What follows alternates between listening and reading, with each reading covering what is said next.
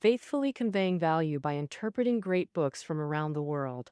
Hello, this is Sally's Book Talk. Today I'll share insights from the book, The 5 Truths I Realized During Lunch with Warren Buffett.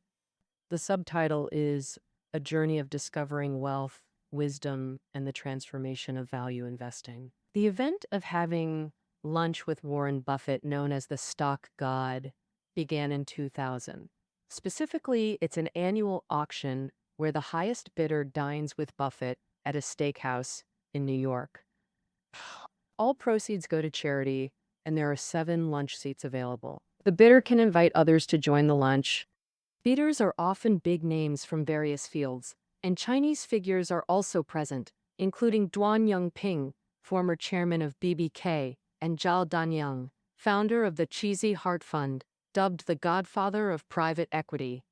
2. Moreover, the auction price each year is a hot topic of discussion. The most recent 20th lunch sold for $4.56, equivalent to over 30 million renminbi, setting a new record high. The author of this book, Guy Spire, might be unfamiliar to most. To help you understand him quickly, I'll list 3 things about him. First, he graduated from Oxford University with a bachelor's in political economics and from Harvard University with a master's in business administration. Second, since 1997, he has run a hedge fund called the Blue Sapphire Fund. Over about 20 years since its founding, the cumulative return reached 463%, while the S&P 500 index rose only 167% in the same period.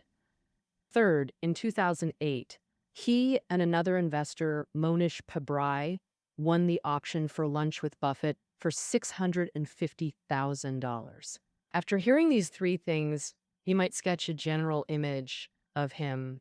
He should be a successful person, a typical financial elite. He admires Buffett and is a believer in value investing, among other things. All these impressions are correct, but he is just such a model child. He was tormented by the workplace to the point of losing all faith, and he deeply doubted the elite education he received. His mind was once firmly gripped by extreme greed and madness. Doesn't that sound incredibly contradictory and unbelievable? But all of the above are indeed what he truly experienced. In this book, drawing from his own experiences, the author introduces 5 key turning points in his life and summarizes his life insights and investment lessons into 5 truths, 8 rules, and 1 method. The Financial Times reviews that this book is highly readable and provides practical tools for everyone. Robert, the world-renowned psychologist and author of the bestseller In Influence, strongly recommends this book. He says this book offers a lesson on self-transformation, self-transcendence, and self-reflection, and you will benefit from it regardless of whether you invest. And next, I will tell you the main content of the book in 2 parts. In the first part, you will learn about the 5 important turning points the author experienced. The second part is the author's summarized investment secrets, including 5 truths, 8 rules, and 1 method for investing. First, let's talk about the first part, the 5 important turning points in the author's life, and see what exactly happened in this transformation journey. As mentioned earlier, the author graduated from Oxford and Harvard with the shining endorsement of prestigious schools. He should have followed a smooth career path like his classmates. But at this point, the first turning point occurred, which happened at D.H. Blair Investment Bank. This was the first battle in his career and also subjected him to his first major setback in life. In 1993, as the author was about to graduate from Harvard, he accidentally found D.H. Blair's job advertisement. Actually, at that time, the company already had some negative news involving fraud allegations, but he was completely captivated by the pie-in-the-sky sales pitch and promises from the chairman, Morton Davis, and ignoring the company's notorious reputation and friends' advice. The author describes his psychological state at that time in the book as follows. I was arrogant, conceited, and very rebellious, deciding not to follow the traditional path into companies like Goldman Sachs or Morgan. I hoped to carve out my own unique path and achieve greater success. But things after joining gave him a head-on blow. He quickly discovered that this job was completely different from what he expected.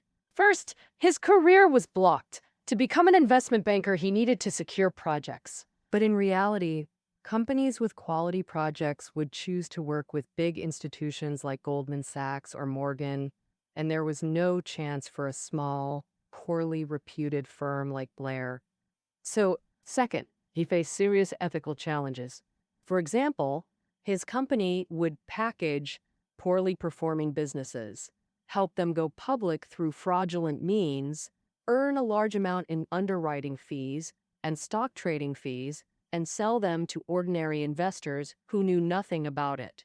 But after seeing the truth, the author didn't leave immediately because he felt that resigning without any achievement would tell those around him, "My past choice was a huge mistake. I'm a failure." This was a tremendous humiliation for him. Fortunately, though lacking immediate resolve to change his situation, he didn't stop thinking. He began asking himself why, as a well-educated person, a recognized, intelligent individual, why would he make such a foolish career decision? He attributed the main reason to his elite education. First, being influenced by the external scorecard, which means winning others' approval. Correspondingly, the internal scorecard means winning your own approval. Under the elite education system, the author used standard answers to win approval and attention from professors and classmates. Everything he did and thought was to gain others' praise. This was his behavioral driver. But after entering society, this mindset caused him hardship. For example, to avoid others laughing at him, he wasted precious time continuing at Blair Investment Bank, this huge pitfall. Second, the author believes some economics knowledge taught in school is useless in the real world, and elite education narrows students' thinking. For instance, the author firmly believed in the efficient market hypothesis that stock prices reflect all available information, with no undervalued stocks existing. If this theory were true, then Buffett's approach of finding undervalued stocks during market inefficiencies would be futile. So, when Buffett came to give a speech at school, the author didn't remember a single word. After all, to the author at that time, Buffett was just a lucky speculator. When working at Blair Investment Bank, near despair, the author finally encountered his second turning point. Rediscovering Buffett. The frustrated author often passed time in bookstores, where he accidentally discovered the classic value investing work, The Intelligent Investor. This book is called The Bible of Stock Market Investing, and its author, Benjamin Graham, is considered one of the greatest investors of the 20th century. He was also Buffett's teacher and idol. Now, the author was deeply attracted by the value investing wisdom in the book. Later, he read other works like The Snowball, Warren Buffett and the Business of Life. Finally, the author realized that his previous misunderstanding of Buffett came from blindly believing and fully accepting traditional theories. Buffett isn't some lucky speculator. His investment strategies and wisdom have solid theoretical backing and proven results. In Buffett's approach and investment philosophy, he prioritizes investors' interests, seeking companies with cheap valuations, honest operations, wide economic moats, and strong cash flow to hold long-term, delivering excess returns to trusting investors. Buffett's world contains no Blair-like chaos or fraud, but boundless wisdom and noble ethics. The author felt deeply and urgently that he must leave, beginning his rebirth journey out of life's low point. But when job hunting, he frustratingly discovered the industry doubted his abilities and ethics. People questioned why an elite school graduate would join such a notorious firm. Was he also using fraudulent tricks? No company would hire him. He fell into despair again, until accidentally learning about Tony Robbins, dubbed one of today's top personal development experts. Previously, the author saw Robbins types as all bluff with no real substance. But reflecting on his elite education, he decided to broaden horizons, drop prejudices, and learn from everyone.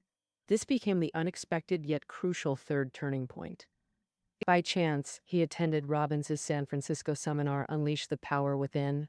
The most memorable moment was the fire walk, removing shoes to walk barefoot on red-hot embers. Of course, the embers were specially treated to prevent actual burns.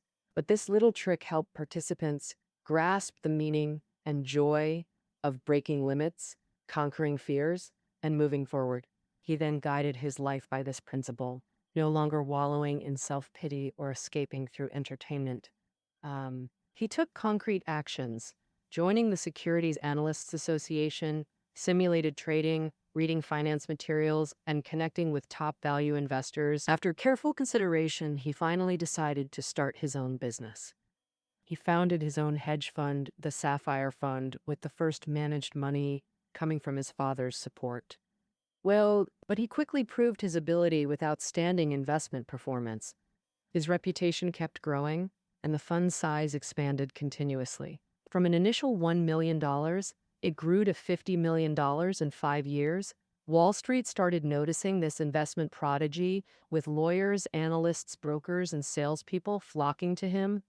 But this brought him the joy of success, while also plunging him into dangerous flattery. Under external influences, the author's heart gradually became occupied by competitiveness, greed, and extremism. He wanted to prove himself better than others and manage more funds. To achieve these goals, he spent a lot of time and effort promoting himself, rented expensive offices, and hired costly employees. The above practices, later they were proven to be of no help to investment. This state. Later, it was called by the author as the New York vortex, meaning a state captured by unnecessary distractions. But merely understanding this was not enough. He needed to know exactly what to do. Until he met Monish Pabrai, which became his fourth turning point. Monish is also a renowned investment master. In 2013, Forbes magazine published an article titled, How Monish Pabrai Outperformed the Market by 1,100% Since 2000. Additionally, like Buffett, he is passionate about charity, founding the Dakshana Foundation, dedicated to improving education for children in India. Monish had a huge influence on the author. From him, the author learned a lot, such as being a sincere person, because sincerity evokes deep psychological reactions in others, enabling greater ability to influence them. And the second point is to be adept at borrowing others' good ideas and adopting them for oneself. For example, Monish meticulously studied the details of Buffett's fund structure and diligently imitated it, laying a solid foundation for his own fund operations. Furthermore, Monish persuaded the author to join him in bidding $650,100 for the 2,858 Buffett lunch. This meeting with Buffett also became his fifth turning point. During the formal meal, it was a sunny day at the end of June 2008 at Smith and Walensky Steakhouse on the corner of 49th Street and 3rd Avenue in Manhattan, New York. Also present were the author's wife and Monish's wife and 2 daughters. The author arrived at the restaurant an hour early with a pilgrim-like reverence. Media outlets were already in place, waiting to report on this annual, highly anticipated lunch gathering. Around 12:30 p.m., the lunch officially began, with their seats in a semi-open room. In the room, Buffett showed great respect by having learned about each person beforehand. For example, he asked the author's wife about her hometown and had prepared gifts for Monish's 2 young daughters. Moreover, he expressed great appreciation for how Monish's charity fund operated. He ordered his usual, a medium rare steak, a potato pancake, and a cherry Coke. He appeared as a kind old man, never making others feel intimidated or uncomfortable just because he's the world's richest and greatest investor. The lunch lasted 3 hours. They talked extensively about life experiences and personal views, and the author's mind was opened once again. Key B. Not only did he gain a deeper understanding of Buffett's investment principles, but more importantly, he changed his idea of becoming the next Buffett to becoming his truer self. The author says in the book that when Buffett taught him these things, the path to true success was completely opened. The above are the 5 important turning points the author experienced in his life. From his experience, we can see that he didn't have a sudden epiphany just by having a meal with Buffett. Instead, it was through these many turning points that he grew. So, what truths did the author ultimately realize? Can we also glimpse the secret to success from this? This is the second part we're covering today. Overall, the truths the author realized include 5 investment truths, 8 investment rules, and 1 investment tool. For distinction, you can think of investment truths as overarching principles, whereas investment rules and tools are specific details about investing. First are the 5 investment truths. Although called investment truths, you can also call them life wisdom. Truth 1, stay away from the crazy crowd and noise. Because when facing complex and ever-changing investment factors, the irrational part of the brain gets triggered, making reactions difficult to control with reason. Since we can't use rational thinking to avoid these mistakes, we need to design practical processes or methods. The author provides some ideas and suggestions, which I've summarized into 3 steps. Step 1, understand your weaknesses. The author participated in a psychological experiment and realized he has attention deficit disorder, meaning he's easily distracted. If you don't have access to similar professional psychological experiments, you can also understand your thinking pitfalls through self-reflection or asking others. Step 2, design a series of solutions. For example, the author took the following measures for his attention deficit disorder, such as installing a large clock in the office to track time, keeping the desk tidy to reduce distractions, and placing items in fixed spots to minimize forgetfulness. The inertia and weaknesses of thinking permeate every aspect of life. Solving thinking pitfalls doesn't require grand plans. Small habit changes might suffice. Step 3, create a supportive environment. This step extends the second one. The author chose to move from New York to Zurich, away from Wall Street's wealth frenzy. His office is a 15-minute drive from Zurich's busiest district, minimizing environmental distractions. The author believes this move helped him avoid external noise, improved investment results, and brought peaceful happiness. 2, stick to your principles. Adhering to principles is actually a broad concept. Specific financial rule, first is avoiding leverage, meaning no borrowing, because using borrowed money creates immense psychological pressure, preventing calm and rational decisions. The author considers this among his most crucial investment decisions. Well, second is sticking to your investment judgments. How to achieve this? First, as discussed, block external influences. Second, learn to make accurate investment judgments, meaning selecting companies worthy of long-term investment. The author mentions analyzing a company's financial reports, core business, and macroeconomic factors to determine long-term stock potential. The book also lists some companies he chose, like investing in London Mining because its stock value was lower than the cash he held. He invested in Australian Metals Group because the company developed low-cost seaborne iron ore, and the author believed China's growing demand would boost its business. 3, maintain childlike innocence and curiosity. The core of this is loving life. After experiencing the financial crisis, he wanted to know what he truly desired. He realized he'd habitually chased goals, from exam scores to fund returns, always feeling trapped in a life or death battle, never enjoying life's pleasures. To find true happiness, he reinvented himself by expanding his horizons beyond work to seek more joy. He chose travel, sports, and games like skiing and bridge.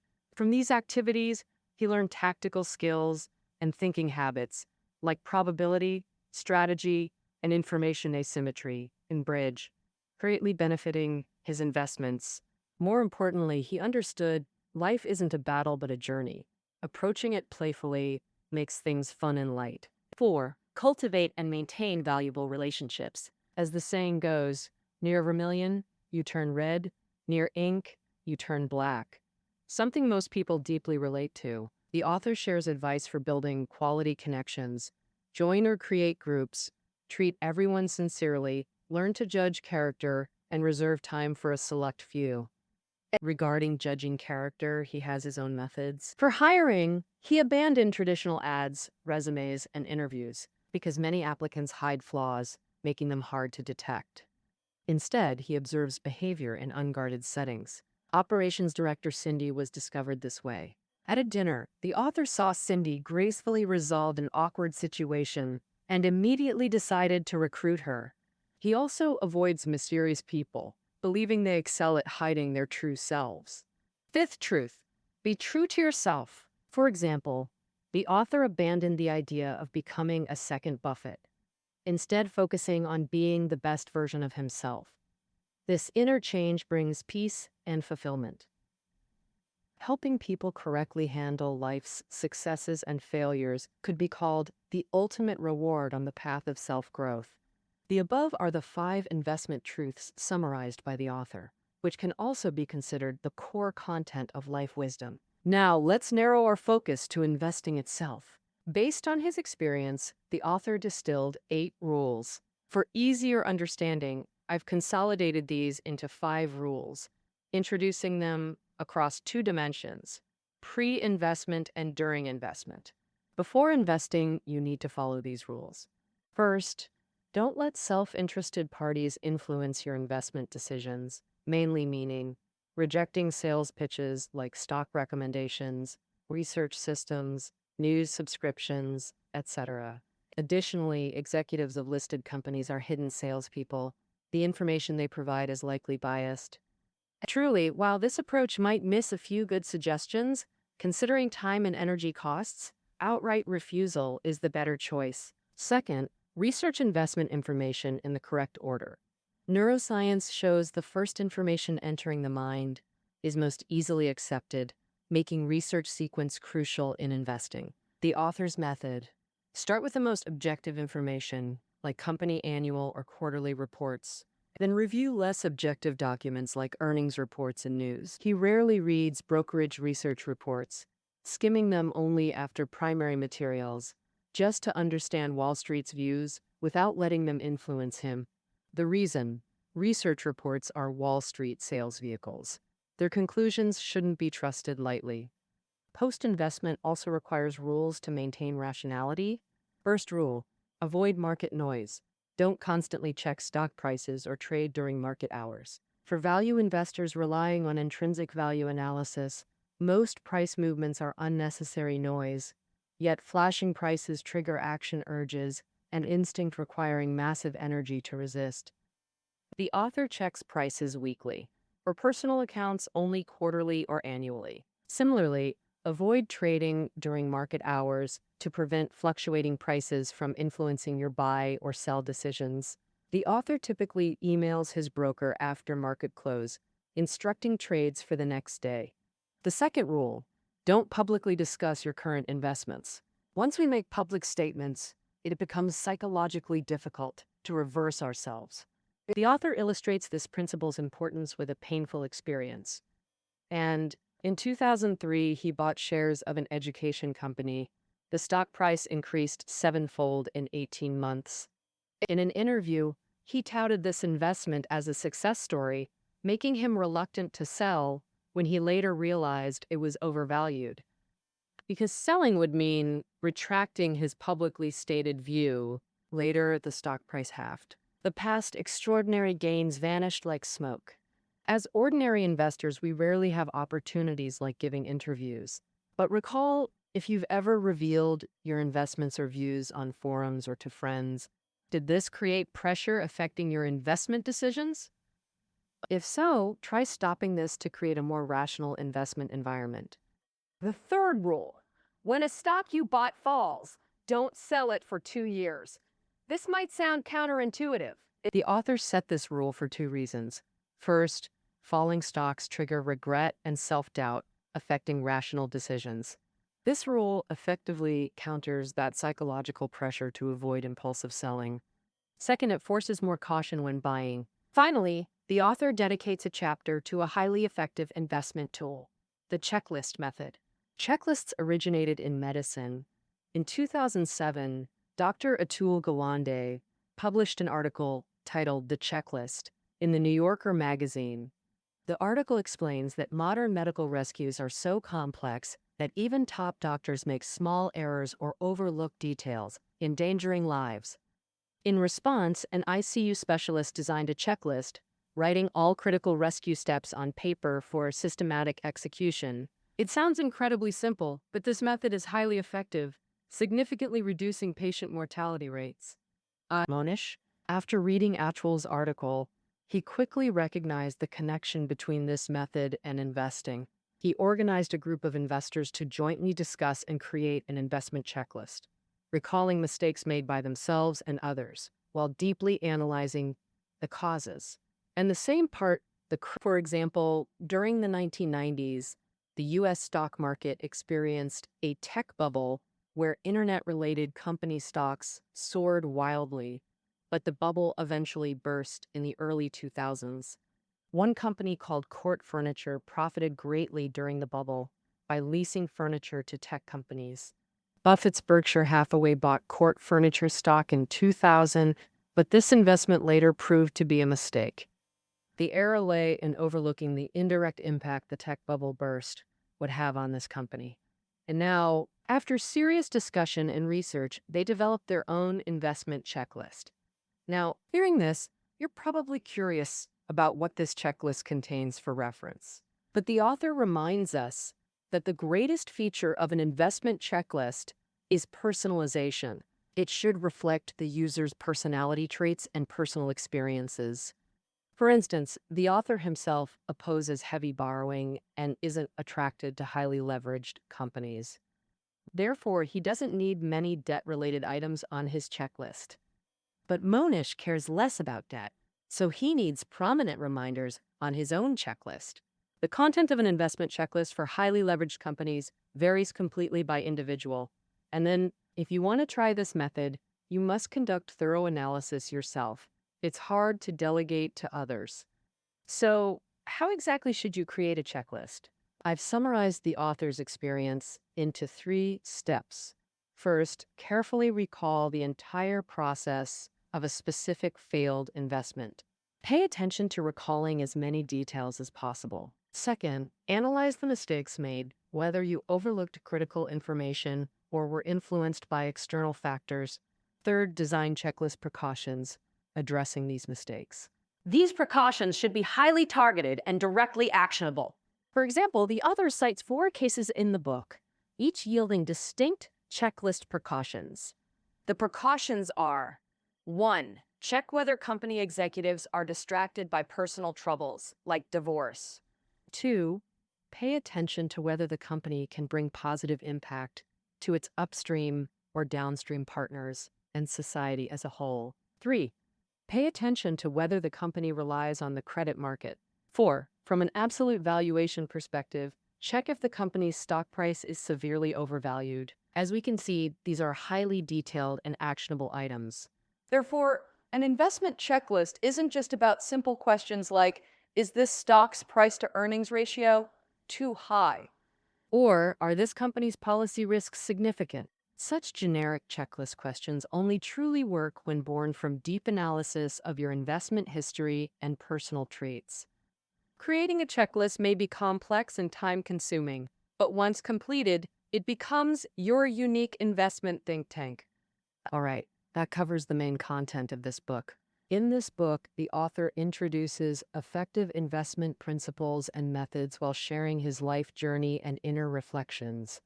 The author hopes everyone can stay true to themselves, seeking inner growth, happiness, and fulfillment. You don't need to become someone else. Instead, focus on becoming the best version of yourself. This applies to both investing and life. Well, that concludes our interpretation of The 5 Truths I Realized During Lunch with Warren Buffett. Reading notes are available below the audio. We'll see you next time.